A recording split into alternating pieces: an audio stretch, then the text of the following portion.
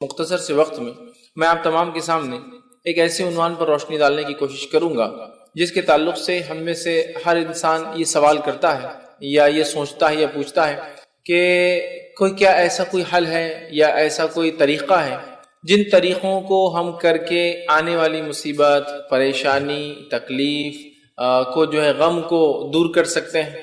مطلب یہ کہ ایک انسان مصیبت پریشانی میں بھی مبتلا نہیں ہے، اس پہ کوئی آزمائش آئی نہیں ہے، لیکن وہ چاہتا ہے کیا کوئی ایسا سلوشن، کوئی ایسا حل ہے کہ میں کسی مصیبت، کسی پریشانی کی آنے سے پہلے اس کی تیاری کروں یا اس کا حل تلاش کروں، یا اگر وہ مصیبت پریشانی میری تقدیر میں ہے ہی تو کم از کم اس مصیبت اور پریشانی آنے کے بعد مجھے یہ غم نہ ہو کہ کاش میں نے یہ کر لیا ہوتا تو شاید ایسا نہ ہوتا، یا ہو سکتا ہے کہ میں نے کوئی ایسا کام نہ کیا ہو جو مجھے کرنا چاہیے تھا جس کی وجہ سے یہ مصیبت آئی ہو، یا پھر انسان یہ سوچے کہ کوئی ایسا کام جو مجھے کرنا چاہیے تھا جس کی وجہ سے مصیبت نہ آئے میں نے نہ کیا ہو تو، مطلب کچھ کام جو نہیں کرنا چاہیے تھے کر لیا، کچھ کام جو کرنا چاہیے تھے نہیں کیا، شاید اس کی وجہ سے آ جائے۔ تو اگر ایک مومن، ایک مسلمان مصیبت کے، تکلیف کے، پریشانی کے، برائی کے آنے سے پہلے اس کی تیاری کر لے، مطلب وہ نہ آئے بول کر احتیاطی تدابیریں جو دین اور شریعت نے بتائی کر لے، تو الحمدللہ اسے بہت اطمینان ہوتا ہے اور وہ بہت ساری آفتوں سے، بلاؤں سے، مصیبتوں سے، مشکلوں سے، تکلیفوں سے، پریشانیوں سے بچا رہتا ہے۔ لیکن عموماً ہمیں دیکھا جاتا ہے کہ ہم لوگ کسی مصیبت میں مبتلا ہونے کے بعد، پھنسنے کے بعد آواز دیتے ہیں اللہ رب العزت، جبکہ ہمیں دین اور شریعت نے اتنی احتیاطی چیزیں بتائی ہے۔ نبی اکرم صلی اللہ علیہ وسلم اتنی دعائیں کثرت سے پڑھا کرتے تھے کہ مصیبت، پریشانی، تکلیف آئی نہ، لوگوں کا ستانا، اس کے لیے دعائیں سکھائی، یا بادشاہوں کے خوف و ڈر سے انسان پریشان ہوتا حاکموں کے، اس کے لیے دعائیں سکھائی آپ نے صحابہ کو، ایمان میں کمزوری کا ڈر، اس کے لیے دعائیں سکھائی آپ نے صحابہ کو، گھر سے نکل رہے تو دعا کر کے نکلے کہ اللہ ہماری حفاظت کرے تاکہ ہم سے دوسروں کو تکلیف نہ ہو، دوسروں سے ہم کو تکلیف نہ ہو۔ کسی نئے شہر میں داخل ہو تو شہر میں داخل ہونے سے پہلے احتیاط کر لے، کسی جگہ سفر میں پڑاؤ ڈالے تو پڑاؤ ڈالنے سے پہلے وہاں کی موذی، نقصان دہ، پوائزنس کیڑے مکوڑے اور چیزوں سے اپنی حفاظت کر لے۔ وادی میں داخل ہو تو جن اور شیاطین سے اپنی حفاظت کیسے کرے، آندھی طوفان مصیبت آئے تو کیا کرے اس سے پہلے، اور آ جائے تو کیا کرے، یہ ہم کو بتایا گیا۔ بچوں کو نظر نہ لگے یا انسان کو نظر بد جلدی لگتی ہے تو اس کی احتیاطی تدابیر بتا دی گئی کہ کہیں جاؤ تو اس سے پہلے یہ دعائیں پڑھ کر دم کر لیا کرو، ٹھیک ہے۔ تو یہ تمام چیزیں دین اور شریعت نے ہم کو مکمل گائیڈ لائنز دی ہیں، لیکن یہ بڑی افسوس کی بات ہے جدید دور کے اندر ہمیں باقی ساری احتیاطی تدابیر، وہ کام جو پریکاشنری میجر جس کو ہم کہتے ہیں کہ کوئی چیز نہ ہو، مصیبت، پریشانی، تکلیف نہ آئے بول کے میں وہی چیز تو بتا رہا ہوں، پریکاشنری میجر کیا لیا جائے دنیا کے اعتبار سے ہم سب کرتے ہیں۔ ایگزامپل دوں میں آپ کو، اولاد پیدا ہوئی، بیمار نہ ہو بول کر ٹیکے دلائے جا رہے، پریکاشنری میجر ہے نا، ایکچوئل بچہ بھی بیمار نہیں ہوا ہے، نہ ہو فیوچر میں بیمار نہ ہو بول کر پیدا ہوتے ہی ڈے 1 2 3 پر دیا جا رہا ہے، 8th ڈے پہ دیا رہا ہے، 15th ڈے پہ دیا جا رہا ہے، 1 مہینے بعد دیا جا رہا ہے، 2 مہینے بعد دیا جا رہا ہے، 6 مہینے بعد دیا جا رہا ہے، سال بھر، 18 month, 3 years up to 5 years, 5 سال تک اس کو مختلف ڈوزز یا ٹیکے، ویکسینیشن جس کو کہتے ہیں، دیے جاتے ہیں، ہم کر رہے ہیں، حالانکہ بیمار نہیں ہوا، احتیاطی تدابیر ہے نا کہ بچے کو بیماری تکلیف نہ دے، لیکن اس کے بعد بھی ہو جائے تو آدمی کیا کرتا ہے، بھائی احتیاط تو سب کر لی تھی، جو ہونا تھا اللہ کی طرف سے ہوا۔ میں یہی چاہ رہا ہوں کہ ایک مومن، ایک مسلمان مصیبت، پریشانی، تکلیف میں نہ مبتلا ہو، اس سے پہلے ساری احتیاطی تدابیریں جو دین اور شریعت نے بتائی وہ کر لے، اس کے بعد پھر جو ہو تقدیر، قدر اللہ بھی، جو تقدیر میں تھا، جو میرے اللہ نے چاہا وہ ہو گیا میرے ساتھ، سمجھ رہے بات۔ لیکن ہم لوگ اس میں یہ احتیاط کرتے ہوئے نظر نہیں آتے جس طرح سے دنیا کے معاملات میں احتیاط کرتے نظر آتے ہیں، ٹھیک ہے۔ ایک اور مثال دیتا ہوں آپ کو، احتیاطی تدابیر۔ میں یہاں سے سفر کر کے جا رہا ہوں بمبئی تک، ہو سکتا ہے بمبئی پہنچنے تک بیٹری ختم ہو جائے، تو احتیاطی تدابیر کیا ہے، بیٹری بینک چارج کر کے رکھ لیا۔ 5 گھنٹے کا سفر ہے، نہیں ٹھیک ہے 5 گھنٹے کا سفر ہے، لیکن اگر ختم ہو جائے تو، سفر لمبا ہو جائے تو، مشکل آ جائے تو، کال زیادہ آئے تو، استعمال کی زیادہ ضرورت پڑے تو پھر کیا کریں گے، نہیں احتیاطاً رکھ لینا چاہیے، ہے نا۔ لیکن مصیبت، پریشانی، تکلیف نہ آئے اس کے لیے کوئی احتیاطی تدابیر جو شریعت نے بتائی وہ ہم سے نہیں ہوتا ہے۔ مطلب دنیاوی ساری احتیاطی تدابیریں تقدیر پر ایمان کے باوجود بھی ہم کرتے ہیں، ہے نا۔ تقدیر میں جو ہونا پھر تو ہوگا نا، بیٹری بینک چارج ہونے کے بعد بھی اگر نہ چلے تو تقدیر، لیکن اطمینان کیا ہوتا ہے دل کو؟ الحمدللہ ہم نے کوشش کی، وہ نہیں ہونا تو اللہ کی طرف کی بات تھی، ہم نے پوری احتیاط کی۔ میں یہ بولنا چاہ رہا ہوں ہم اپنی طرف سے ساری احتیاط کر لیں، اس کے بعد جو ہو تقدیر، جیسا اللہ نے چاہا۔ سمجھ رہے آپ بات کو؟ تو ہمیں چاہیے ہم احتیاطی تدابیر کر کے رکھیں۔ دین اور شریعت نے اس معاملے میں ایسی دعائیں، ایسے اذکار، ایسی چیزیں بتائیے جو ہم کر لیں تو انشاءاللہ العزیز ہم جو ہے آفتوں سے، بلاؤں سے، مشکلوں سے، پریشانیوں سے، موذی چیزوں سے، پوائزنس کیڑے مکوڑوں سے، جن اور شیاطین جس کو ہم کہتے ہیں، ان سے ہم محفوظ رہ سکتے ہیں۔ یہ تمام چیزیں بتائیے۔ آج میں اس درس کے اندر آپ لوگوں کے سامنے 10 ایسی احتیاطی تدابیر رکھوں گا، 10 ایسے پوائنٹس رکھوں گا جو نبی اکرم صلی اللہ علیہ وسلم نے اپنائے سفر میں، گھر سے نکلتے وقت، گھر میں داخل ہوتے وقت، اور مختلف جگہوں پر کھانے سے پہلے، مختلف جگہوں پر، تاکہ یہ تدابیر، یہ دعائیں، یہ اذکار اگر ہم کر لیتے ہیں تو انشاءاللہ العزیز آنے والی مصیبت سے محفوظ رہتے ہیں۔ اور اگر ہم یہ نہیں کرتے ہیں اور مصیبت آنا ہی تھی تو پھر ہمیں دو مسئلے ہوتے ہیں، ایک سائیکولوجیکلی ڈپریسڈ ہوتے ہیں کہ مصیبت آ گئی، اور دوسرا پریشان ہوتے ہیں کاش کہ اگر پہلے کچھ احتیاط کر لیتا تو اچھا ہوتا۔ تو گویا دلی اطمینان بھی گیا، ڈپریشن بھی آ گیا۔ تو کیوں نہ ہم شریعت کی ان باتوں کو مان لیں، اور وہ سارے مرحلے اور وہ ساری جگہ ہیں جہاں جہاں شریعت نے ہم کو احتیاطی تدابیر بتا دیے، ان کو اپنا لے، انشاءاللہ عزیز ایک بہترین دنیا کی زندگی بھی ہماری ہوگی، مصیبت اور پریشانیوں سے ہم محفوظ بھی رہیں گے، اور اس کے بعد بھی اگر اللہ نے یہی ہمارے تقدیر میں لکھا ہے وہ مصیبت یا پریشانی آ جائے تو کم از کم دلی اطمینان اور سکون کے ساتھ اور صبر کے ساتھ اس تکلیف کو ہم جھیلیں گے اور کہیں گے اللہ جیسا تو نے چاہا، میں نے تو ساری احتیاطی تدابیریں کر لی تھی۔ اور ہمارے اسلاف کا یہ معمول تھا، صحابہ، تابعین، تبع تابعین، سلف صالحین، ان کا یہ معاملہ تھا، یہ بہت احتیاطی تدابیریں کرتے، مطلب اپنی حفاظت کے لیے جو دعائیں نبی اکرم صلی اللہ علیہ وسلم نے سکھلائی، بچوں کے تعلق سے، مصیبت کے تعلق سے، سفر کے تعلق سے، اسی طرح تمام وہ مرحلے جہاں تکلیف ہو سکتی ہے کسی کے شر سے محفوظ رہنے کے لیے، سمجھ رہے آپ؟ تو یہ تمام چیزیں ہمیں سکھائی۔ آئیے ان باتوں میں سے چند باتیں میں آپ کے سامنے رکھتا ہوں تاکہ آنے والی مصیبتیں، مصائب، مشکلیں، پریشانیاں جو انسانوں کی طرف سے، جنوں کی طرف سے، جانوروں کی طرف سے آ سکتی ہے، ہم اپنے آپ کو پہلے ہی، یا بیماریوں کی شکل میں آ سکتی ہے، ہم اپنے آپ کو پہلے ہی سیف گارڈ کر لیں، محفوظ کر لیتے، بہت اچھی بات ہوگی۔ آئیے اس چیز کو ہم دیکھتے ہیں۔ آئیے سب سے پہلے اس روایت کو میں آپ کے سامنے رکھتا ہوں جو صحیح بخاری کی روایت ہے۔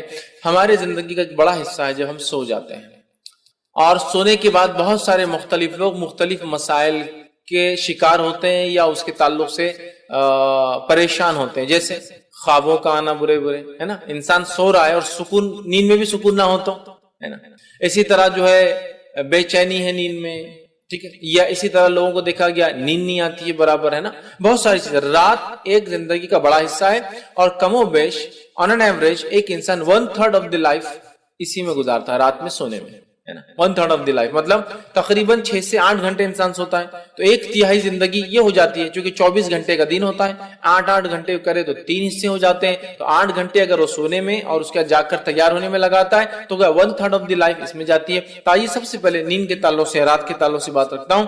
نبی اکرم صلی اللہ علیہ وسلم فرماتے ہیں، صحیح بخاری کی روایت، آپ نے فرمایا جس شخص نے بستر پر لیٹتے وقت آیت الکرسی پڑھی، جس شخص نے بستر پر لیٹتے وقت آیت الکرسی پڑھی، اس پر اللہ کی طرف سے ایک محافظ نگران مقرر کر دیا جاتا ہے، اللہ کی طرف سے ایک فرشتہ اپوائنٹ کر دیا جاتا ہے، تعینات کر دیا جاتا ہے، چنانچہ صبح تک شیطان اس کے قریب نہیں آ پاتا، چنانچہ شیطان اس کے قریب صبح تک نہیں آ پاتا۔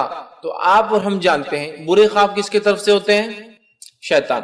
جب انسان مایوس ہوتا ہے تو اس کو ڈپریشن میں کون ڈالتا ہے؟ شیطان۔ یاد رکھیے، انسان کو جب وہ مایوس ہوتا ہے نا تو شیطان آ کے کیا کرتا ہے؟ دیکھیں، کبھی کبھار انسان کا پریشان ہونا، اسٹریسفل ہونا اس کا نیچر ہے، لیکن شیطان اس اسٹریس کے پیریڈ میں کرتا یہ کہ آپ کو ڈپریس کرتا ہے۔ ڈپریشن سمجھتے ہیں نا، یہ بہت خطرناک مرض ہے اور دنیا اس میں مبتلا ہوتی جا رہی ہے، دن بہ دن لوگ اس میں گر رہے ہیں، بلکہ سب سے زیادہ دوائیں جو امریکہ میں یا فرسٹ ورلڈ کنٹری جس کو کہتے ہیں، جو بڑے اپنے آپ کو جدید ماڈرن کہتے ہیں، ان کے پاس سب سے بڑا ایشو پرابلم آج ڈپریشن کا ہے۔ ڈپریشن کی وجہ سے ان کو نیند نہیں آتی ہے، ڈپریشن کی وجہ سے ان کو بیماریاں ہو رہی ہے، ڈپریشن کی وجہ سے وہ پریشان ہے، ڈپریشن کی وجہ سے سب سے ہائیسٹ ریٹ آف سوسائڈز ہے، حالانکہ وہ ماڈرن ڈیولپڈ کنٹریز ہے، پیسہ ہے، مال ہے، دولت ہے، روپیہ ہے، سب سہولتیں اور لونز وغیرہ تو اتنے عام، مطلب پیسے کا بھی مسئلہ نہیں، ساری زندگی خرچ میں گزر جاتی ہے، باپ کا خرچ بیٹا چکا رہا ہے، ایسے حالت یہ ہو رہا ہے، اس کے بعد بھی ڈپریشن، سوسائڈ مطلب سوسائڈ یا سوسائڈل اٹیمپٹس کرنا خود ڈپریشن کی علامت. تو گویا ڈپریشن کی وجہ سے اتنے سارے وہ مسائل میں پھنسے ہیں اس لیے کہ ان کے پاس جس کو کہتے ہیں دلی سکون اور اطمینان نہیں ہے نا. اللہ کا ذکر چونکہ وہ نہیں کرتے, اور قرآن میں اللہ نے بیان کر دیا الا بذکر اللہ تطمئن القلوب, اللہ کے ذکر میں ہی مومن کے دل اطمینان پاتے. یاد رکھیے اس بات کو, ٹھیک ہے. لہٰذا آپ صلی اللہ علیہ وسلم کیا فرما رہے ہیں, جو شخص رات میں سوتا ہے سونے سے پہلے کیا کرے, آیت الکرسی. کیا ہے آیت الکرسی؟ سورہ بقرہ سورہ نمبر 2 کی آیت نمبر 255 اس کو بولتے ہیں آیت الکرسی. اللہ لا الہ الا هو الحی القیوم, یہ جو آپ پڑھتے ہیں یہ آیت الکرسی ہے. اس آیت الکرسی کو جو پڑھتا ہے تو کیا ہوتا ہے اس کو فائدہ جی, ایک محافظ ایک فرشتہ اس کے اوپر تعینات کر دیا جاتا ہے اللہ کی طرف سے, صبح تک وہ اس کی کیا کرتا ہے, حفاظت کرتا ہے. ابھی ہم کو معمول لا رہے یار کہاں یاد رہتی سوتے وقت, ہاں ہم سوتے بھی ہے تو جانوروں کے سو جاتے ہیں, اٹھتے بھی تو جانوروں جیسے اٹھ جاتے ہیں. جب دل بولا آنکھ لگ گئی سو گئے, جب دل بولا اٹھ گئے. نہ سوتے وقت کوئی ذکر نہ اٹھتے وقت کوئی اذکار, مطلب اللہ کا ذکر بڑا اہم ہے. تو نیند بھی پھر سکون میں نہیں ہوتی اور سونے کے بعد بھی تھکان رہتی, بلکہ سونے کے بعد زیادہ تھک جاتے کچھ لوگ تو, چونکہ وہ کتاب و سنت کے مطابق اپنا 1/3 زندگی کا حصہ نہیں گزار رہے ہیں نا. اس بات کو سمجھیے, 1/3 سمجھ رہے آپ. تو لہٰذا آیت الکرسی پڑھ کر فائدہ کیا ہوتا ہے, ایک محافظ. ابھی بات بھی سمجھ میں نہیں آتی ہم, اگر اس بات کو ایسا سمجھ لیجئے میں درس دینے آ رہا ہوں, اور جب بھی درس دینے آتا ہوں تو ایک آدمی میرے ساتھ گن لے کے کھڑا ہوتا ہے, تو آپ لوگوں کی حالت کیسی ہو جاتی ہے؟ سوال بھی کریں گے تو لمٹ میں کریں گے. سمجھ رہا, کون کھڑا ہے؟ ایک محافظ, اور وہ بھی کس میں سے, انسانوں میں سے. وہ بھی کن میں سے, انسانوں میں سے. اس کے لمٹس اور میری لمٹس میں زیادہ فرق نہیں ہے. سمجھ رہے آپ, انسان ہے وہ, لیکن امپیکٹ پبلک پہ کیسا پڑتا, محافظ ہے ان کے ساتھ, اسپیشل آدمی ہے. کچھ نہ کچھ پرابلم دکھ رہا ہے, یا تو کوئی کیس چل رہا ہے تو ان پر کوئی کیس ہے, دونوں ہی شکلوں میں حفاظت کی جاتی ہے کہ انسان, یا تو اس سے کسی کا کچھ ہوا تو اس کی حفاظت کے لیے کہ کوئی مار نہ دے اس سے پہلے کی گواہی دے, یا پھر اس کی جان کو خطرہ ہے تو محافظ. تو ایک محافظ اگر میرے ساتھ آپ کھڑا دیکھیں تو آپ بہت ساری چیزیں میرے بارے میں امیجن کرنا شروع کر دیتے ہیں. تو اب اندازہ لگائیے, ایک محافظ, ایک گارڈ, انسانوں میں سے نہیں, جنوں میں سے بھی نہیں ہے, جنوں کی صلاحیتیں بھی ہم سے زیادہ ہوتی, جنوں میں سے بھی نہیں, کن میں سے, ایک محافظ فرشتوں میں سے اگر ہو تو وہ آدمی کی کیا ویلیو ہو جاتی ہے اندازہ لگائے. لیکن یہ کیا ہونا, فری کا محافظ ہے نہیں ہونا ہم کو. ہاں وہ محافظ جس کو روز 3-4 ہزار روپے گورنمنٹ پیڈ پلس اس کی گن پہ ڈیپینڈ ہے کتنا چارجز لیں گی. پتا ہے آپ کو, جب آپ کو ایک پرائیویٹ باڈی گارڈ ملتا ہے نا گورنمنٹ کی طرف سے, تو اس کے گن کے اعتبار سے اس کے چارجز بڑھتے جاتے ہیں. وہ کیا استعمال کرتا ہے, سمجھ رہے آپ, اس کا لیول کیا ہے.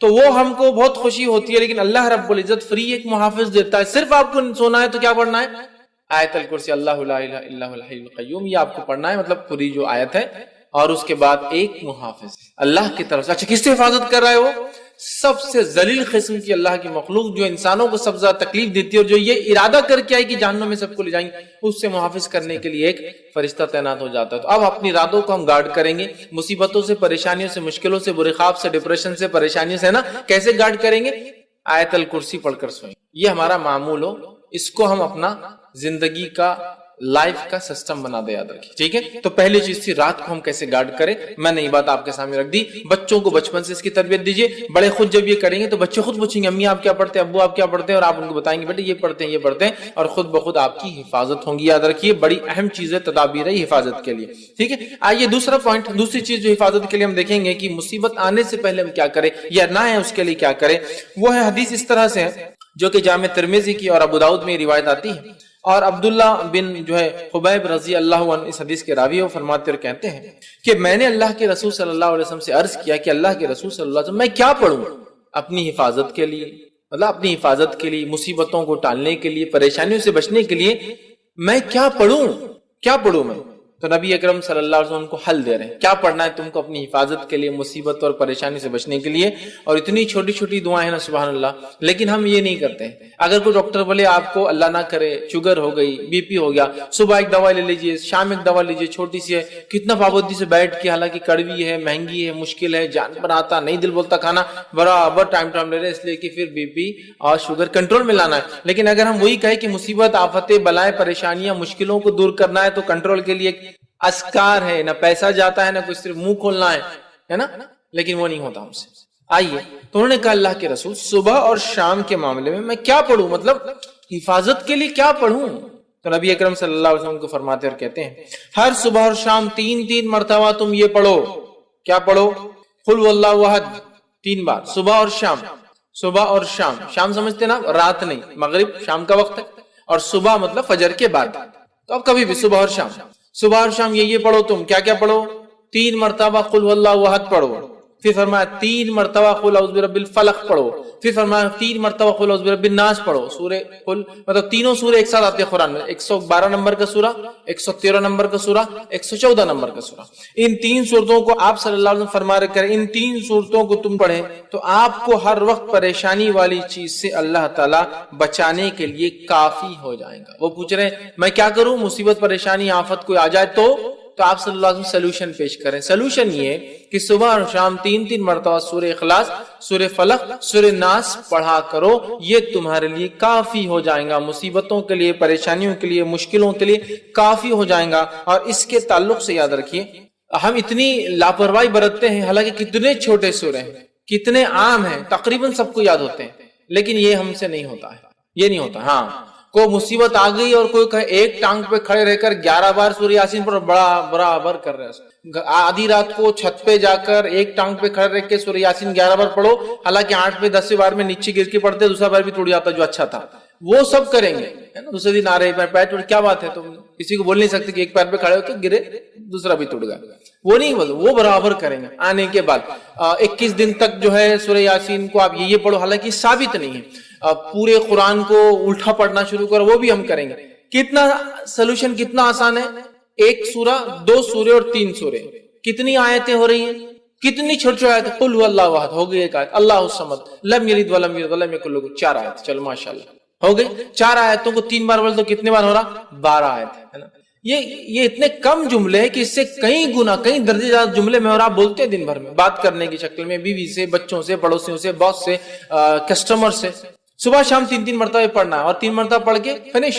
آپ نے اپنے آپ کو محفوظ کر لیا. صحابی کیا فرما رہے کہ میں کیا کروں حفاظت کے لیے، آپ صلی اللہ علیہ وسلم کیا سلوشن دے رہے، تم یہ 3 چیزیں صبح اور شام پڑھ لو. مطلب 3 بار 3 سوروں کو صبح اور شام پڑھنا ہے. تو گویا 3 بار 3 سورے دن میں ہو تو 9 اور شام میں 9، اتنے سورے پڑھنا ہے. اور اس کے بعد یہ ہوگا، آپ صلی اللہ علیہ وسلم فرماتے ہیں کہ 3 مرتبہ پڑھو اور پڑھیں تو آپ کو ہر آفت و پریشانی والی چیز سے بچانے کے لیے یہ کافی ہے. اور نبی اکرم صلی اللہ علیہ وسلم کی حدیث بھی اس صورت کے تعلق سے، سورہ فلق اور سورہ ناس کے تعلق سے آپ نے فرمایا ان 2 صورتوں سے بہتر پناہ مانگنے والی کوئی صورت نہیں. ان 2 صورتوں سے بہتر، ان 2 صورتوں. آپ صلی اللہ علیہ وسلم بیمار ہوئے، خود پڑھتے تھے سورہ فلق سورہ ناس. بخار آیا جو آپ کا آخر مرض تھا، خود نہ پڑھ سکے تو کیا کہا اپنی زوجہ محترمہ سے، عائشہ رضی اللہ عنہا سے، تم پڑھ کے دم کرو. نبی اکرم صلی اللہ علیہ وسلم پہلے کچھ دعائیں پڑھا کرتے تھے حسن اور حسین کو نظر نہ لگے، بولے نظر بد. جب سورہ فلق سورہ ناس آئی، صحابہ بولتے وہ آپ نے دعائیں چھوڑ کے سورہ فلق سورہ ناس پڑھ کے دم کرنا شروع کر دیا. تو بخار آیا، بیمار ہوئے تو آپ نے یہ پڑھا. بچوں کو نظر نہ لگے تو آپ نے یہ صورتیں پڑھی. آندھی اور طوفان آتی تب بھی آپ یہ 2 صورتیں پڑھتے ہیں. آندھی اور طوفان آ گئی سفر میں، قل اعوذ برب الفلق اور قل اعوذ برب الناس آپ تلاوت کرتے آندھی اور طوفان سے. جادو ہوا تو جادو کا علاج اسی سے کیا گیا، سورہ فلق اور سورہ ناس. کتنی عظیم صورتیں ہیں، کتنی اہم صورتیں ہیں، لیکن معوذتین انہیں کہا جاتا ہے. لیکن ان صورتوں کے تعلق سے ہمارا رویہ کیا ہے، مجھے زیادہ بتانے کی ضرورت نہیں ہے. ہمارا معاملہ دین کے معاملے میں کیسا ہے، سب کچھ دنیاوی کرنے کے بعد پھر دیکھیں گے اسلامک سلوشن کیا ہے. اصول کیا ہونا چاہیے، سب کچھ دینی کرنے کے بعد ہم سوچیں گے پھر دنیا کے اعتبار سے کیا کرنا چاہیے. اسلام نے کیا سلوشن دیا پہلے وہ چیک کر لیتے ہیں، پھر سلوشن دیکھیں گے دنیا میں کیا ہے. ہمارا معاملہ کیا ہے، سب کچھ دنیا میں. کسی کو بخار آیا بچے کو تو پہلے کیا کرتے ہیں، بخار آتی بھاگ کے تھرمامیٹر لاتے ہیں، جبکہ کیا کرنا چاہیے تھا، سورہ فلق سورہ ناس پڑھ کے دم کرنا چاہیے. اچھا مار لگا تو ہم سب سے پہلے کیا کرتے ہیں، یا تو زخم ہوا تو بینڈیڈ لگانے کے لیے بھاگ رہے ہیں، یا پھر کوئی اسپرے مارنے کے لیے تاکہ وہ درد وہ تکلیف دور ہو جائے، یہ کر رہے نا. جبکہ حدیث میں کیا آتا ہے، جب کسی کو مار لگے تکلیف ہو تو اس جگہ ہاتھ رکھ کے کیا پڑھے، وہ 3 بار بسم اللہ پڑھ لے، یہ اس کے لیے کافی ہو. علاج بھی کرنا ہے لیکن پہلے بسم اللہ پڑھنا ہے 3 بار. تو اس چیز میں کیا ہوں گی، رفاقت، ڈھیل، آسانی ہو جائے. ہم کیا کرتے ہیں، پہلے اللہ کا ذکر چھوڑ کے ارے باپ رے، ارے ماں گے بخار آ گیا اس کو تو ہے نا، ارے باپ رے کتنا بخار آ گیا. اللہ کا ذکر چھوڑ کر ماں اور باپ کو یاد کر، جبکہ دونوں کچھ بھی کام نہیں آئیں گے مصیبت میں. انسان کبھی تو سامنے کھڑا ہوتا ہے لیکن کچھ نہیں کر پاتا اپنے بچوں کے لیے. کیا کر سکتا ہے، نہیں کر سکتا، اس کے بس میں نہیں ہوتا. تو جو کر سکتا ہے وہ ذات کو چھوڑ کر جو نہیں کر سکتے ان کو یاد کرنے میں کوئی فائدہ نہیں آتا. سمجھ رہے ہیں بات کو؟ تو یہ عادی ہم بنا لیں. یہ دوسری چیز تھی. پہلے ہم نے رات کی حفاظت دیکھ لی. اب ہم نے کیا حفاظت دیکھی؟ صبح اور شام کی حفاظت دیکھ لی. صبح اور شام پڑھنے سے کیا ہوتا ہے؟ سارا دن مصیبت پریشانی سے آپ سیف گارڈ ہو. چلیے آگے بڑھتے ہیں. ابو مسعود رضی اللہ عنہ فرماتے اور کہتے ہیں، یہ جو ہے بخاری کی روایت ہے، آپ نے فرمایا کہا جس نے رات کو سورۃ البقرہ کی آخری 2 آیتیں پڑھ لی، جس نے رات کو سورۃ البقرہ کی آخری 2 آیتیں پڑھ لی، تو فرماتے اور کہتے ہیں کہ نبی اکرم صلی اللہ علیہ وسلم فرمایا کہا یہ اس کے لیے کافی ہو جائیں گی. یہ 2 سورۃ البقرہ کی آخری آیتیں اس کے لیے کافی ہو جائیں گی. کچھ محدثین لکھتے کافی سے مراد یہ کہ اگر وہ دنیا سے چلے جائے تو نجات کے لیے کافی ہو جائیں گے. اگر مر گیا نیند میں، چونکہ نیند میں ہماری روحیں جمع کر لی جاتی ہے، اللہ جس کی چاہتا ہے واپس بھیج دیتا ہے اور جس کی چاہتا ہے وہیں رکھ لیتا، واپس نہیں آتی اس کی، اور وہ نیند میں انتقال کر جاتا ہے. سمجھا؟ تو جب ہم سو رہے ہیں اور سورۃ البقرہ کی آخری 2 آیتیں، آیت نمبر 285 اور 286 25 26، جو شخص یہ 2 آیتوں کو پڑھ لیتا ہے، کیا ہوتی ہے 2 آیتیں اس کے لیے کافی. تو ایک معنی ہے مر گیا تو نجات کے لیے کافی. دوسرا معنی جو حافظ ابن قیم الجوزی رحمہ اللہ فرماتے اور کہتے ہیں، دوسرا معنی یہ ہے، صحیح بات یہ کہ گزشتہ حدیث کا مفہوم وہ لکھتے ہیں، یہ اس کی تشریح میں یہ ہے کہ سورۃ البقرہ کی آیتیں پڑھنا اسے ہر تکلیف دہ اور شر سے محفوظ رکھنے کے لیے کافی. سورۃ البقرہ کی یہ 2 آیتیں پڑھنا، وہ فرماتے ہیں، ہر شر اور ہر برائی سے دور رکھنے کے لیے، محفوظ رکھنے کے لیے کافی. کتنی آسان بات ہے، ٹھیک؟ کتنا آسان نہیں، لیکن یہ بھی ہم سے ہوتا ہے کیا؟ اور یہ سورۃ البقرہ کی 2 آیتوں کی آخری خصوصیت یہ ہے، اللہ رب العزت نے نبی اکرم صلی اللہ علیہ وسلم کو جب اپنے پاس معراج میں بلایا اور نماز کا تحفہ دیا، تو روایت میں آتا ہے کہ نماز کے تحفے کے ساتھ اور 2 چیزیں دی گئی. گویا 3 گفٹس ملے، 3 تحفے ملے. پہلا، نماز 5 وقتہ فرض کی گئی. دوسرا، سورۃ البقرہ کی یہ 2 آیتیں دی گئی. یہ 2 آیتیں مطلب موسیٰ علیہ السلام کو پوری توریت اللہ نے سیدھے دی، اس میں جبرائیل علیہ السلام بیچ میں نہیں تھے. رسول اکرم صلی اللہ علیہ وسلم پہ جو قرآن نازل ہوا جبرائیل علیہ السلام کے ذریعے ہوا، لیکن یہ 2 آیتیں اللہ نے سیدھے دی، جیسا توریت دی تھی موسیٰ علیہ السلام. سیدھے دی، کوئی بیچ میں نہیں تھا، کوئی میڈیٹر نہیں، کوئی وسیلہ نہیں، کوئی فرشتہ نہیں، سیدھے دے دی. دوسرا تحفہ اور تیسرا تحفہ دیا، یہ اعلان کیا جو آپ کی امت میں سے شرک نہیں کرے گا اس کو میں معاف کروں. 3 تحفے ملے. ایک تحفہ یہ بھی تھا، سورۃ البقرہ کی آخری 2 آیتیں بہت خاص آیتیں ہیں، یہ ہمارے لیے کافی ہو جاتی ہے ہر شر، مشکل، پریشانی، مصیبت. یا دوسرا معنی لے تو اگر مر جائے نیند میں تو انشاءاللہ عزیز نجات کے لیے کافی ہو جائیں گے. ہمیں اس کو پڑھنا چاہیے. تو ایڈیشن کر لیجئے رات میں پڑھنے میں، یہ بھی بہت چھوٹی چھوٹی آیتیں ہیں، ٹھیک ہے. اسی طرح آیت الکرسی ہے، ان کو ہم پڑھنے کا معمول بنا لیں. آئیے آگے بڑھتے ہیں. اسی طرح جو ہے حفاظت کے لیے پریشانی اور مصیبت نہ آئے بول کر جو چیزیں ہم احتیاطی تدابیر کے طور پر، پریکاشنری میجر کے طور پہ کر سکتے ہیں، جامع ترمذی اور مسند جو ہے بزار کی ایک روایت ہے، ابو ہریرہ رضی اللہ عنہ فرماتے اور کہتے ہیں کہ رسول اکرم صلی اللہ علیہ وسلم فرمایا کہا جس شخص نے کسی مصیبت زدہ آدمی کو دیکھ کر یہ دعا پڑھ لی، چلے دن محفوظ ہو گیا، رات محفوظ ہو گئی، اب اس کے علاوہ بھی لیکن مصیبتیں ہیں نا اور بھی. جس کسی شخص نے ایک انسان کو ایک مصیبت میں دیکھ کر یہ دعا پڑھ لی تو اللہ اس کو یہ مصیبت میں نہیں ڈالے گا. سمجھا؟ ایک بیمار کو آپ نے دیکھا کتنا بیمار ہے، دعا تو لیکن دعا اپنے لیے پڑھ لی، اللہ وہ بیماری میں انشاءاللہ مجھے نہیں ڈالے گا. کسی کو دیکھا جو مالدار تھا اب مخروز ہو گیا، قرضدار ہو گیا، بھکاری بن گیا، خلاش ہو گیا، تو اس کو دیکھ کر اگر یہ دعا پڑھ لے تو انشاءاللہ اللہ مجھے خلاش نہیں کرے گا. جس کسی نے کسی انسان کو مصیبت میں دیکھ کر یہ دعا پڑھ لی اللہ اس کو اس مصیبت میں نہیں ڈالے گا. ہوتا ہے نا بہت سے لوگوں کو دیکھ کے آپ کیا بولتے ہیں، اللہ ایسا عذاب، ایسی تکلیف، ایسی مصیبت، ایسی پریشانی کس کو نہ دے، دشمن کو بھی نہ دے، ایسا بولتے ہیں نا. تو یہ دشمن کو بھی نہ دے بولنا اس سے کچھ فائدہ نہیں ہوگا، یہ پڑھ لینے سے فائدہ ہوگا کہ وہ مصیبت پریشانی ہم پر نہیں آئیں گے. آئیے حدیث کس طرح سے نبی اکرم صلی اللہ علیہ وسلم فرماتا ہے جس نے یہ دعا پڑھی الحمدللہ الذی عافانی مما ابتلاک بہ، جس نے دعا پڑھی، جس کا دیکھیے معنی یہ ہے الحمدللہ الذی عافانی مما ابتلاک بہ وفضلنی علی کثیر ممن خلق تفضیلا، جس کا ترجمہ ہے سب تعریف ہے اللہ کے لیے جس نے مجھے اس مصیبت سے بچایا جس میں آپ کو مبتلا کیا ہے.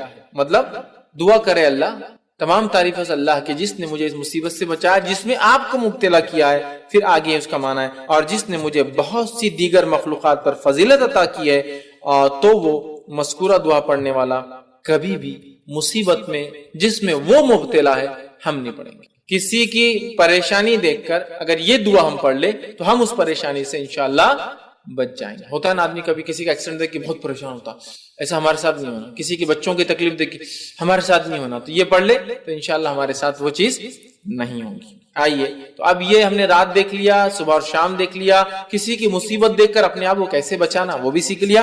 آئیے آگے بڑھتے ہیں. ایک اور روایت میں ہے، نبی اکرم صلی اللہ علیہ وسلم فرماتے، صحیح مسلم کی اور جامع ترمذی کی روایت ہے، جو 5واں پریکاشنری میجر ہم دیکھ رہے ہیں، جس شخص نے شام کے وقت 3 مرتبہ یہ کلمات پڑھ لیے، شام کے وقت 3 مرتبہ یہ کلمات پڑھ لی، اعوذ بکلمات اللہ التامات من شر ما خلق، یہ اگر کلمات پڑھ لیے تو آپ صلی اللہ علیہ وسلم فرماتے ہیں اور کہتے ہیں اسے اس رات ڈنک مارنے والا کوئی جانور نقصان نہ پہنچائے گا. ڈنک سمجھتے ہیں؟ بچھو اور سانپ اور مختلف علاقوں میں مختلف کیڑے جو جب کاٹتے ہیں تو تکلیف ہوتی، زہر ہوتا ہے. اس میں مکوڑا بھی ہو سکتا ہے، چمٹی ہو سکتی ہے نا، کاٹتے آپ کو تکلیف محسوس ہوتی ہے چونکہ ایک قسم کا پوائزن یا زہر وہ چھوڑ دیتے جسم کے اندر، سمجھ رہے؟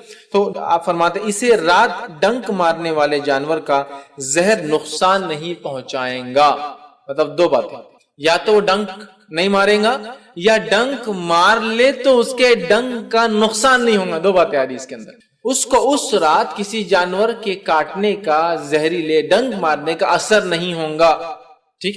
اور اس تعلق سے جو ہے سہیل جو ہے وہ فرماتے ہیں، جو ایک راوی حدیث کے، وہ فرماتے اور کہتے ہیں ہمارے گھر میں، جو فرماتے گھر میں ان الفاظ کو یاد کر کے ہر رات سارے لوگ پڑھا کرتے تھے. مطلب ایک راوی حدیث ہے، وہ فرماتے ہیں کہ ہم نے جب یہ روایت سنی اور خود اس روایت کو کرتے ہیں، انہوں نے کہا ہمارے گھر میں ہم سب کیا کرتے تھے، اس حدیث پر عمل کر کے روز رات میں سوتے وقت یا رات میں یہ پڑھتے تھے اعوذ بکلمات اللہ التامات من شر ما خلق، جس کا ترجمہ میں اللہ کی پناہ، اللہ کے کامل. اللہ رب العزت نے 4 مہینوں کو محترم بنایا ہے. تو یہ محترم مہینے کون سے ہیں؟ اور بالخصوص اس میں آج جو میرا عنوان ہوگا وہ ہے ذی الحجہ، اس مہینے کے فضائل. ان ذی الحجہ کے فضائل میں انشاءاللہ عزیز میں آپ کے سامنے اس مہینے کے فضائل اور بالخصوص اس مہینے کے ابتدائی 10 دنوں کے فضائل بھی رکھنے کی کوشش کروں گا. یوں تو ذی الحجہ جو یہ مہینہ ہے اس کے بہت سارے فضائل اللہ کی کتاب میں اور نبی اکرم صلی اللہ علیہ وسلم نے حدیث کے اندر اس کے فضائل بتائے ہیں. انشاءاللہ عزیز ان فضائل میں سے میں آج انشاءاللہ آپ کے سامنے چند جو ہے فضائل رکھنے کی کوشش کروں گا. سب سے پہلی چیز تو یہ کہ سارے ہی دن اللہ کی طرف سے، سارے مہینے اللہ کی طرف سے، ساری گھڑیاں جو اللہ نے بنائی وہ اللہ کی طرف سے. اس میں ایسی کوئی دو رائے نہیں ہے کہ کچھ گھڑیاں اللہ نے بنائی اور وہ مخصوص ہے. ٹھیک ہے، یہ الگ بات ہے کہ اللہ رب العزت نے کچھ گھڑیوں کو اپنے فضل سے مخصوص کر دیا. تو سارے ہی دن اللہ کی طرف سے، سارے مہینے اللہ کی طرف سے، ساری گھڑیاں اللہ کی طرف سے، اور سب کے سب اچھے ہیں. یاد رکھیں ساروں میں اللہ کی عبادت ہو سکتی ہے، تمام کے اندر اللہ کی معصیت گناہ سے رکنا ہے، تمام میں نیک کام کرنے کا شریعت اور اسلام ہمیں حکم دیتا ہے. یہ بات اپنی جگہ ہے، لیکن یہ اللہ کی طرف سے اس کا ایک فضل ہے کہ اس نے کچھ گھڑیوں کو، کچھ دنوں کو اور کچھ مہینوں کو اپنے فضل سے، عبادت کے اعتبار سے ان کی اہمیت بیان کرتے ہیں. تو یہ بات واضح ہونا چاہیے کہ ایسا نہ ہو کہ جب ہم محترم مہینوں کی بات کریں، جو ہے حرمت والے مہینوں کی بات کریں، تو آپ سمجھے کہ بس جتنے حرمت والے وہی اہمیت کے حامل ہے، باقی میں آپ جو چاہے کریے، معصیت، فسق، فجور. ایسا نہیں ہے، چونکہ ساری گھڑیاں، سارے دن، ساری راتیں، سارے دن اور جو ہے سارے مہینے اللہ کی طرف سے. لیکن اللہ رب العزت اپنے فضل سے، اپنے جود اور کرم سے جس گھڑی کو، جس وقت کو، جس مہینے کو بہتر سمجھتا ہے اس کو کچھ فضیلت عطا فرما دیتا ہے، اور اس فضیلت کی وجہ کچھ نہ کچھ عبادت ہوتی ہے اس کی جو اس گھڑی میں وہ خاص کر دیتا ہے. ٹھیک ہے، تو اسی طرح اللہ رب العزت نے 4 مہینوں کو حرمت والا بنایا ہے. جس طرح سے ہفتے میں دن کے اعتبار سے جمعے کو جو ہے خاص اہمیت دی گئی، اسی طرح گھڑیوں میں، وقت میں، دعا کی قبولیت کے اعتبار سے رات کے آخری پہر، تہجد کے وقت یا سحر کے وقت کو اہمیت حاصل ہے کہ اللہ رب العزت پہلے آسمان پہ نزول کرتا ہے. تو یہ گھڑی کی اہمیت ہوئی، یہ جمعہ دن کی اہمیت ہوئی. اسی طرح ایک مہینے بھی کچھ اللہ رب العزت نے منتخب کیا، اور اللہ رب العزت نے اس کچھ فضائل، کچھ باتیں ایسی بتائی ہے جن باتوں کی وجہ سے یہ مہینہ محترم ہو جاتا ہے. یاد رکھیں وہ مہینہ محترم ہو جاتا ہے. ٹھیک ہے، تو اللہ رب العزت نے قرآن میں سورہ جو ہے توبہ، سورہ نمبر 9 آیت نمبر 36 میں جو میں نے آپ کے سامنے تلاوت کی، خطبے کے بعد اللہ نے فرمایا ان عدت الشہور عند اللہ 12 شہرا فی کتاب اللہ، کہ اللہ فرماتا ہے کہ اللہ کے نزدیک مہینوں کی گنتی 12 ہے. تو اللہ کے نزدیک منتھس کی کوانٹٹی 12 ہے. تو اللہ کے نزدیک مہینوں کی گنتی 12 ہے. اللہ کی کتاب میں جس میں بیان کر دیا. اور یہ چیز آج سے نہیں اللہ فرماتا یوم خلق السماوات والارض، اللہ نے جب سے آسمان اور زمین کو بنایا تب سے اللہ کے نزدیک مہینوں کی گنتی 12 ہے، 12 ہے، یاد رکھیں. پھر آگے فرمایا اور کہا منہا اربعۃ حرم، اور ان 12 مہینوں میں سے 4 مہینے 4 منتھ جو ہے حرمت والے ہیں. ٹھیک ہے، حرمت والے کا کیا معنی ہے؟ حرمت والوں کا یہ معنی ہے کہ اس مہینے میں انسان اللہ کی خوب عبادت کرے، ٹھیک ہے، اس کی معصیت اور گناہ سے رکا رہے، جنگ اور جدال خاص طور سے جہاد کا ابتدا شروعات نہ کرے. ہاں، کوئی اگر لڑنے آئے تو دفاع میں جواب دیا جا سکتا ہے، تو جنگ کی شروعات نہیں ہوگی، معصیت اور گناہ کے کام سے بچتے رہیں گے اور نیکی میں اضافہ کریں گے. یہ معنی ہے محترم یہ حرمت والے مہینے کا. ٹھیک ہے، تو کہا ان مہینوں میں 4 مہینے حرمت والے ہیں. آگے فرمایا ذالک الدین القیم، اور یہی صحیح سلامت اور سیدھا اور قائم دین ہے. فلا تظلموا فیہن انفسکم، تو ان 4 مہینوں میں اے لوگوں اپنی نفس پر ظلم مت کیا کرو. ظلم کس طرح سے؟ گناہ کر کے، معصیت کر کے، جنگ جدال کی ابتدا کر کے. تو ان مہینوں کا خاص ہمیں خیال رکھنا ہے. اور وہ کتنے مہینے؟ خاص طور سے 4 مہینے.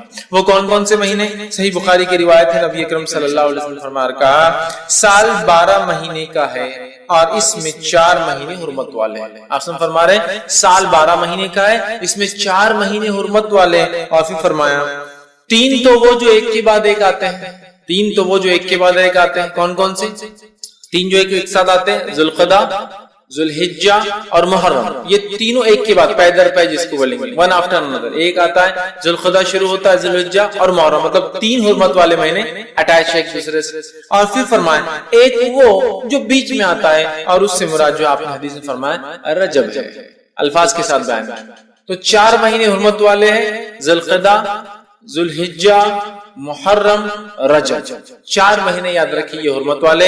ان مہینوں میں جنگ کی ابتدا مسلمان نہیں کریں گے، ظلم اپنی نفس پہ نہیں کریں گے گناہ کر کے، اسی طرح نیکیوں میں اضافہ کریں گے. اور کچھ مہینوں میں تو مخصوص ایام میں کیا نیکیاں کرنا ہے وہ بھی بتا دیا گیا ہے، یاد رکھیے. ٹھیک ہے، تو 4 مہینے یاد رکھیے یہ حرمت والے ہیں. اور یہ آج سے نہیں، جب سے اللہ نے زمین و آسمان کو پیدا کیا، یاد رکھیے. اور ان مہینوں کے اندر ایک مہینہ ہے وہ ہے ذوالحجہ، جس کے بارے میں کچھ باتیں آج میں آپ کے سامنے رکھنے کی کوشش کروں گا کہ ذوالحجہ یہ مہینہ کیا ہے، اس کے فضائل کیا ہے اور اس کے فوائد کیا ہے، تاکہ جب یہ مہینہ ہمیں اپنی زندگی میں ملے تو اس مہینے کا ہم صحیح سے فائدہ اٹھا سکے. یاد رکھیں. ٹھیک، تو ذوالحجہ یہ قمری کیلنڈر کا، مطلب ہم چونکہ لونار کیلنڈر سے چلتے ہیں سولار میں، تو قمری کیلنڈر کا یہ 12واں مہینہ ہوتا ہے.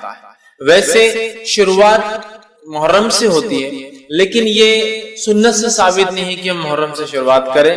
یہ الگ بات ہے کہ اس کی ضرورت تھی. عمر بن خطاب رضی اللہ عنہ کا زمانہ تھا، 17 ہجری تھی، اور عمر بن خطاب رضی اللہ عنہ کے سامنے ایک مسئلہ پیش آیا. کیا مسئلہ پیش آیا؟ لوگ آئے اور کہا اے امیر المومنین، ہم لوگ اکاؤنٹنگ کرتے ہیں، حساب کتاب کرتے ہیں. پرابلم یہ ہے اکاؤنٹس کے اندر کہ اکاؤنٹس کی ڈیٹ شروعات کیا لی جائے، سٹارٹ کیا، مطلب ہمارے اکاؤنٹ شروع ہو کر کس چیز کو ہم فرسٹ مانے اور کس کو لاسٹ مانے. تو امیر المومنین عمر بن خطاب نے کہا کہ کوئی نہ کوئی تاریخ یا مہینہ کو طے کیا جائے. تو آپ نے یہ سوچا نبی اکرم صلی اللہ علیہ وسلم ذوالحجہ کا مہینہ تھا جب آپ ہجرت کر کے نکلے تھے، لیکن جب آپ مدینہ پہنچے تو وہ محرم کی پہلی تاریخ تھی. تو کیوں نہ محرم کو ہی ہم پہلا مہینہ کاؤنٹ کر لیں، تاکہ اکاؤنٹس میں، آڈٹس میں، حساب و کتاب میں، حکومتی کام کاج میں سہولت ہو کہ سال کہاں سے شروع اور کہاں اینڈ ہو.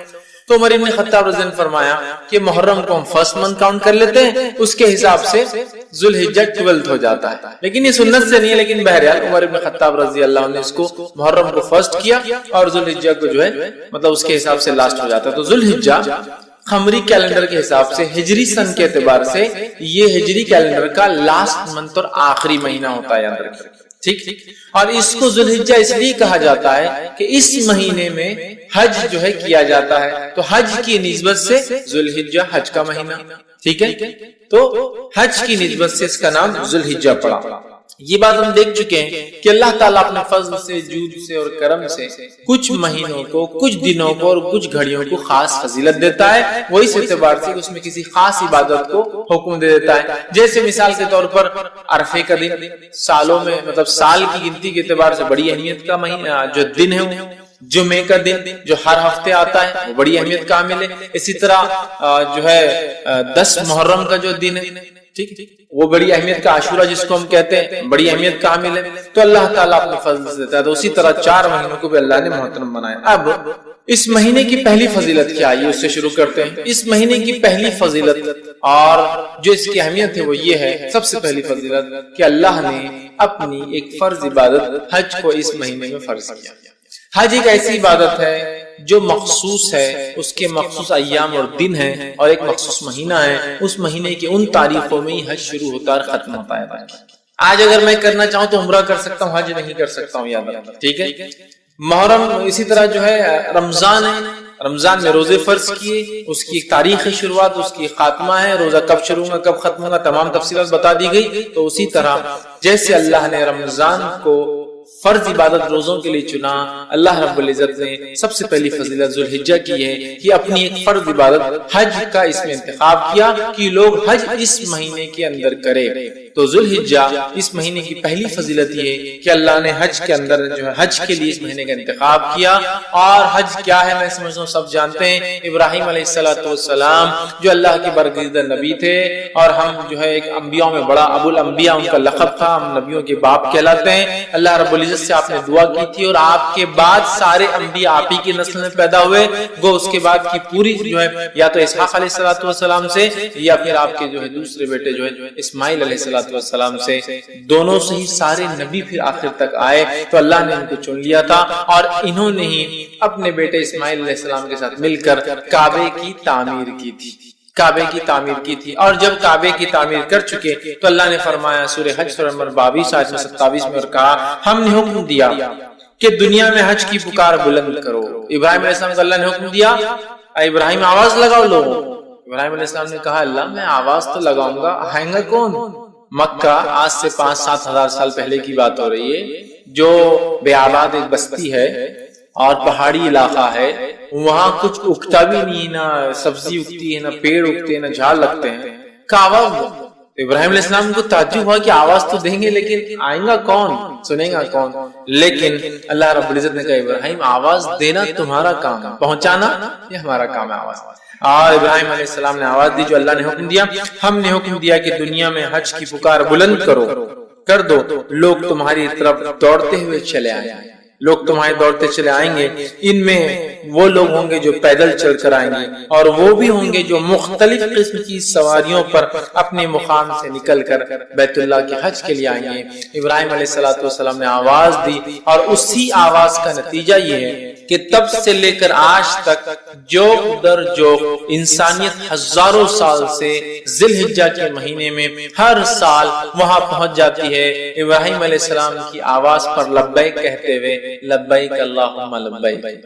تو ابراہیم علیہ السلام کو اللہ نے حکم دیا تھا آواز دو لوگوں کو، اور لوگ آ رہے ہیں جوق در جوق یہ آواز لگاتے ہوئے کہ اے اللہ جو ابراہیم کے ذریعے تو نے آواز لگوائی کہ تیرے گھر کا طواف ہو، حج ہو، تو لبیک اللہم لبیک، اے اللہ حاضر ہے، اے اللہ حاضر ہے، ہم پریزنٹ ہیں اس چیز کے لیے، ہم نے اس پکار کا جواب دیا اور ہم یہاں موجود ہے تیرے گھر کے حج کے لیے، طواف کے لیے، سعی کے لیے اور دیگر ارکان کے لیے۔ تو یہ سب سے بڑی فضیلت اس مہینے کی ہے کہ اللہ رب العزت نے اس مہینے کو چنا اور اپنی فرض و حج کے لیے چنا، اور ابراہیم علیہ السلام اور آپ کے خاندان کا کتنا گہرا تعلق حج سے میں سمجھتا ہوں بتانے کی ضرورت نہیں۔ چاہے زمزم کے نکلنے کا معاملہ ہو تو اسماعیل علیہ السلام اس کی وجہ بنے، اسی طرح جو ہے سعی جو صفا مروہ کے بیچ میں ہم جاتے ہیں جو کہ رکن ہے، اس کے بغیر حج نہیں ہوتا، عمرہ نہیں ہوتا، وہ آپ کی جو ہے بیوی حاجرہ علیہ السلام کی وہ دوڑ تھی جو آپ نے جو ہے اپنے بیٹے کی خاطر جو کہ اللہ کے حکم کی خاطر ابراہیم علیہ السلام چھوڑ گئے تھے، وہ ہے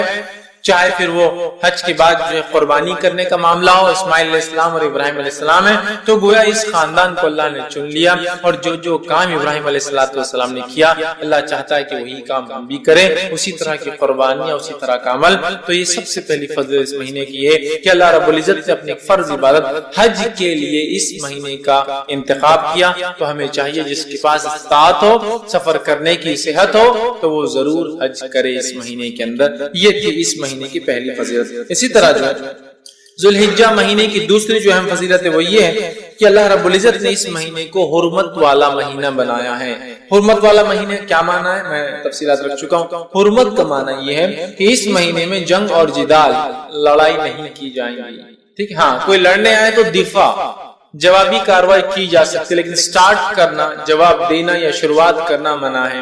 اس مہینے میں معصیت اور گناہ اور کبائر سے بچنا چاہیے اور زیادہ سے زیادہ نیکیوں میں اضافہ کرنا چاہیے۔ یہ معنی ہے حرمت والا۔ حرمت کا مطلب محترم، جیسا مسجد حرام کہتے ہیں، مطلب محترم، یا حرام کا معنی ہوتا ہے وہ چیزیں جو عام جگہ پہ حلال ہے یہاں لیکن وہ حرام، ٹھیک ہے۔ عام جگہ پہ آپ جھاڑ وغیرہ توڑ سکتے ہیں، جب آپ حج کو جائیں گے تو حرم کے اس میں آپ جھاڑ نہیں توڑ سکتے ہیں نا۔ تو گویا جو چیزیں باہر کی جا سکتی ہے، ابھی جو حج کے لیے جب جائیں گا آدمی تو وہاں اس مقام پہ نہیں کر سکتا، اسے حرمت والا کہتے ہیں، محترم یا حرام چیز۔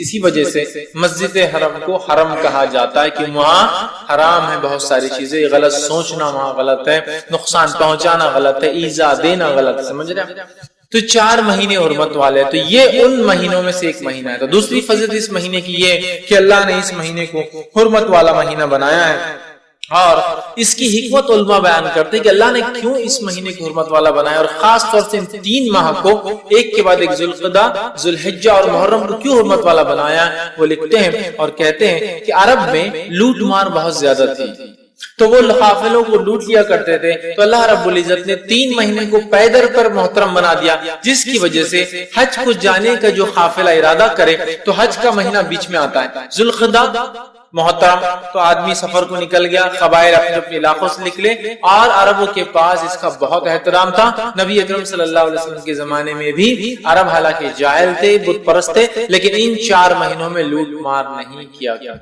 یہ الگ بات ہے کہ لوٹ مار کرنے کی ٹیکنکس نکال لی تھی انہوں نے، کرتے یہ تھے کہ ہر سال میں کچھ سال اعلان کر دیتے کہ یہ بار محرم کا مہینہ بعد میں آئے گا۔ 3 مہینے ان سے، چونکہ ان کا بزنس یا ٹریڈنگ کچھ بھی نہیں تھی، تو انہوں نے یہ طریقہ نکالا تھا لوٹ مار۔ تو یہ کرتے تھے کہ محرم کو سرکا دیتے تھے، بولتے تھے ابھی 2 مہینے ایک ساتھ محترم، لیکن اللہ نے 3 کیوں رکھے تھے، اس کی حکمت علماء لکھتے ہیں کہ تاکہ قافلے حج کے لیے نکلے مہینہ بھر پہلے، آرام سے حج ذوالحجہ میں پہنچے، حج کرے، اور آرام سے محرم کے مہینے میں اپنے اپنے گھر پہنچ جائے۔ اور رجب کو کیوں کیا اللہ نے پھر محترم بیچ میں، اس کی حکمت بھی علماء لکھتے ہیں تاکہ اگر عمرے کے لیے اگر کسی کو نکلنا ہو تو اللہ نے اسے 1 مہینے کو محترم کر دیا، تاکہ لوگ آئے عمرہ کر کے اپنے اپنے گھر محفوظ اور حفاظت کے ساتھ چلے جائیں۔ یہ حکمت علماء لکھتے ہیں، کچھ ضروری نہیں کہ یہی ہو، لیکن یہ بھی کئی حکمتوں میں سے اللہ کی ایک حکمت ہو سکتی ہے کہ حج کو تاکہ لوگ آئے امن و امان کے ساتھ آئے۔ 3 مہینے کو ایک ساتھ حرمت والا کر دیا، اور ایک بیچ میں تاکہ لوگ عمرے کے لیے آسانی سے آ سکیں۔ تو حرمت والا مہینہ یاد رکھیے، اور یہ اس کی بہت بڑی جو ہے اہمیت ہے، اس کو ہم نے سمجھنا چاہیے۔ اور اللہ رب العزت نے قرآن میں بیان کیا، اور اس مہینے کے تعلق سے اور حج کے تعلق سے بالخصوص، اور سورہ بقرہ سورہ نمبر 2 آیت نمبر 197 میں اور فرمایا کہا الحج شہر معلومات، اللہ فرماتا ہے اور کہتا ہے حج کے مہینے معلوم ہیں اور معروف ہیں۔ تم سب کو پتا ہے کہ فرمایا فمن فرض فیہن الحج فلا رفث ولا فسوق ولا جدال فی الحج، تو جو تم میں سے حج کا ارادہ کرے، حج کو جائے، اپنا فریضے کو پورا کرے، وہ ہر قسم کی بے حیائی سے رکا رہے، اللہ کے احکامات کی جو ہے نافرمانی بالکل نہ کرے، اور لڑائی جھگڑا ولا جدال، اور لڑائی جھگڑا حج میں نہ کرے، ٹھیک ہے۔ تو یہ بڑا محترم مہینہ تھا، اور عرب اس کو اتنا محترم مانتے تھے، اور حرم کو اتنا محترم مانتے تھے کہ اپنے اگر والد کی قاتل، باپ کی قاتل کو بھی دیکھتے حرم میں اس سے بدلہ نہیں لیا جاتا، یا حرمت والے مہینوں میں اس سے بدلہ نہیں لیا جاتا. ٹھیک ہے, تو ان کے بعد اس کی حرمت تھی. لیکن یہ بڑی افسوس کی بات ہے, ہم لوگوں کو 4 مہینے حرمت والے ہیں. نبی اکرم صلی اللہ علیہ وسلم حدیث میں بیان کر رہے ہیں, اتنے سارے حدیث کے ذخیرے اور علماء کے اقوال اور فقہ کی کتابوں میں کیا کرنا ہے کیا نہیں کرنا لکھا ہوا ہے. لیکن اس کے بعد بھی ہم میں سے اکثریت ایسی مسلمانوں کی جن کو حرمت والے مہینے کیا یہی نہیں پتا ہے.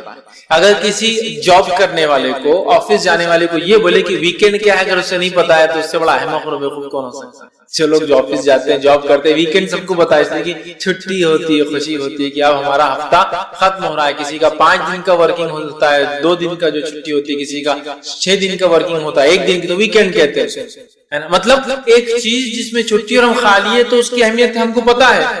ٹھیک ہے, تو اسی طرح حرمت والے مہینوں کے بارے میں بھی تو پتا ہونا چاہیے. یہ وہ مہینے جن میں ہمیں جنگ اور جدال نہیں کرنا ہے, فسق اور فجور اور گناہ اور معصیت اور کبائر سے بچنا ہے, نیکیوں میں اضافہ کرنا ہے, اللہ کی تکبیرات بیان کرنا ہے. کچھ کے اندر کچھ مخصوص چیزیں بتائی بھی گئی ہے کیا کیا کرنا ہے. لیکن ہم جو ہم میں سے اکثریت حرمت والے کب آتے مہینے اور کب چلے جاتے ہیں. اور اس کی ایک اہم وجہ یہ بھی ہے کہ ہم لوگ اسلامک کیلنڈر جانتے ہی نہیں. اگر ہم میں سے, میں کہتا ہوں 100 مسلمانوں میں سے پوچھا جائے کہ اسلام کے 12 مہینوں کے نام کیا, تو میں سمجھتا ہوں ہندوستان کے حد تک تو بتا سکتا ہوں 1 سے 2% لوگ ہی بتا سکتے کہ اسلامی 12 مہینوں کے نام کیا ہے.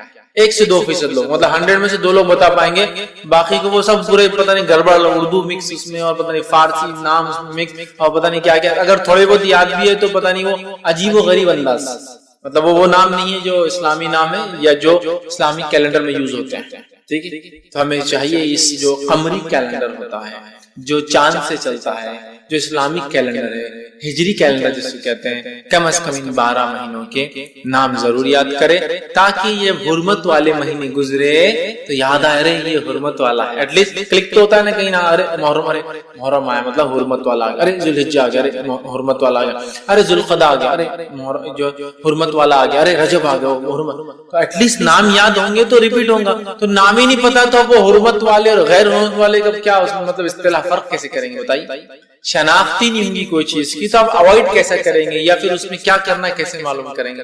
تو ضرور آپ خود اور اپنے بچوں کو ضرور اسلامی کیلنڈر کے 12 مہینے کون سے یاد کریں. بہت آسان ہے, 5 منٹ بیٹھنا پڑے گا, لے کر 5 منٹ بیٹھنا پڑے گا. محرم اور جو صفر, ربیع الاول, ربیع الثانی, جمادی, 5 منٹ بیٹھنا ہے اور آپ کو پورے یاد ہو جائیں گے باہر.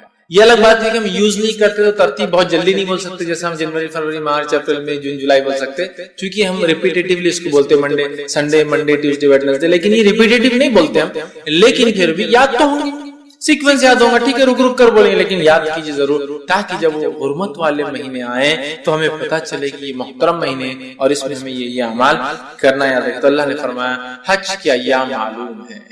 ٹھیک ہے, حج کا یہ معلوم ہے, الحج شہر معلومات, کہ حج کے کیا دن ہیں یہ سب کو معلوم ہے. اس کا تم لوگوں کو اللہ نے فرمایا علم ہے, یاد رکھیں. اسی طرح اس مہینے کی تیسری فضیلت, اہم فضیلت یہ ہے کہ اس مہینے میں اللہ نے جو 2 تہوار, جو 2 عیدیں ہمیں دی ہیں, جو 2 منانے کے فیسٹیولز دیے, وہ 2 میں سے ایک فیسٹیول آتا ہے جس کو عید الاضحیٰ, بقر عید, عید الاضحیٰ, یوم النحر اور بہت سارے ناموں سے بھرا پکارا جاتا ہے. ٹھیک, تو یہ دوسرا تہوار ہمیں دیا گیا. ٹھیک, تو یہ مہینہ بڑی اہمیت کے اندر حامل ہے. ایک عید الفطر ہے جو 9ویں مہینے میں رمضان میں آتی ہے, اور ایک عید الاضحیٰ ہے جو 12ویں مہینے میں اس کی 10 تاریخ آتی ہے. ٹھیک ہے, تو ہمیں چاہیے کہ اس مہینے کا احترام کرے, اس لیے کہ اللہ نے اس کی فضیلت یہ ہے کہ اس میں ایک عید کو مقرر کر دیا. اور جو ہے ہم تمام لوگ جانتے ہیں, انس بن مالک رضی اللہ عنہ کی روایت ہے, وہ فرماتے اور کہتے ہیں, یہ سنن ابو داؤد کی روایت ہے, وہ کہتے ہیں جب نبی اکرم صلی اللہ علیہ وسلم مدینہ آئے تو مدینہ میں مدینے کے لوگ 2 دن تہوار مناتے ہیں. کیا کرتے تھے؟ کھیلتے تھے, کودتے تھے, ملاقاتیں کرتے تھے, کھلاتے اور پلاتے تھے. جب آپ صلی اللہ علیہ وسلم نے کہا کہ مدینے میں 2 دن کیا کرتے ہیں یہ لوگ مدینے کے, تو انس بن مالک رضی اللہ عنہ فرماتے ہیں کہ لوگوں نے کہا اللہ کے رسول, یہ وہ 2 دن ہیں جس میں لوگ کھاتے اور پیتے ہیں, کھیلتے اور کودتے ہیں, مطلب انجوائے کرتے ہیں, فیسٹیول مناتے ہیں, خوشیاں مناتے ہیں, سیلیبریٹ کرتے ہیں, مناتے ہیں. تو آپ نے کہا اور فرمایا, حدیث کا الفاظ ہے, اللہ تعالیٰ نے تمہیں اس سے بہتر 2 دن عطا فرمائے ہیں. اللہ تعالیٰ نے مسلمانوں کو اس سے بہتر 2 دن عطا فرمائے. اور پھر فرما کہا عید الفطر اور عید الاضحیٰ, 2 دن تمہیں ان سے بہتر دیے گئے جو مدینہ میں لوگ منا رہے تھے. تو گویا عید الفطر اور عید الاضحیٰ 2 فیسٹیول ہے. دو سیلیبریشنز ہے، دو ایسے دن ہیں جس کو منانا ہے، تہوار جس کو بولیں گے ہندی زبان منانا ہے. لیکن آج ہمارا کیا حال ہے؟ ڈپلیکیٹ تہوار اتنے آ گئے کہ اوریجنل جب آتا ہے سیلیبریشن کا دن تو ہم بور ہوتے ہیں، ہے نا. عید الفطر آ گئی تو اکثر کا تو یہ حال ہے کہ رات بھر جا کے دن بھر سوتے پڑے ہوئے. سیلیبریشن ہے، تہوار ہے. تہوار کہتے ہیں منانے کے دن کو. مدینے میں کیا کر رہے تھے صحابہ اسلام سے پہلے؟ 2 دن کھاتے تھے، پیتے تھے اور کھیلتے اور کودتے تھے اور تہوار مناتے تھے. مطلب وہ 2 دن انجوائمنٹ کے تھے، فل وہ لوگ ایک دوسرے کو انٹرٹین کرتے اور کھاتے اور پیتے تھے. آپ نے فرمایا تمہیں اللہ نے اس سے اچھے 2 دن دیے ہیں، اور وہ کیا ہے ریپلیسمنٹ وہ 2 دنوں کا؟ تمہیں عید الفطر اور عید الاضحیٰ دی گئی. اب عید الفطر تو سونے میں چلے گئے اور عید الاضحیٰ تو اکثر ہمارے نوجوان اتنا بور ہوتے یار، صبح اٹھو جانور کاٹو، وہ گندگی اور فلاں اور پتہ نہیں یار یہ نہیں آیا تو اچھا، دن بہت بور ہو جاتے آج کے. مطلب گویا جو منانا تھا وہ ہم نہیں